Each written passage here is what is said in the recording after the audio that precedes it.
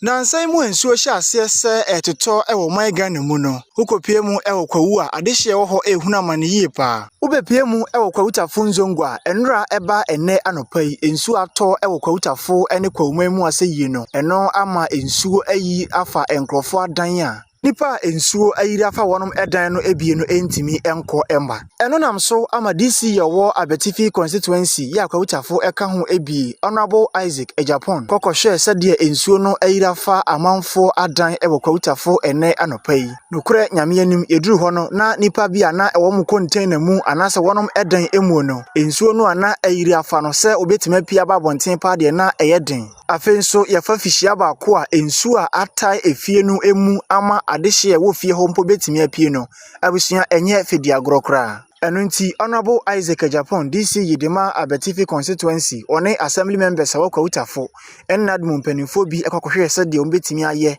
ede aboa amasa ohawi eto etimi etwa. Eno anso hwa yefi Kwahu Tafo zongo no yesan so eba mo hope nchemu ho no mo ehon so ensuo ni bi ayiri ewo ho na yehwe ensuo a ayiri ewo ho yimu ebia efa no mu ejina wona esi adan akwaje permit wa assembly ho a wono ntimbe kire se hasa ensuo eda ha nti yenhwe se yebegyae edan no a yesi ewo ho na adehye bi ente ase no eno ka ho bi enene ensuo a ayiri ewo ho yi ebinum entimi mpie enko emma. Eno nti na Honorable DC na pamfo kokohwe se de ensuo no asi ayiri afa adehye no ewo nzongo ewo Kwahu Tafo kro ni mu a wonom ehwe ediye atumi atuye. Okenkanfo eyeme adu Raphael mesi ha amamumu enitia adehye.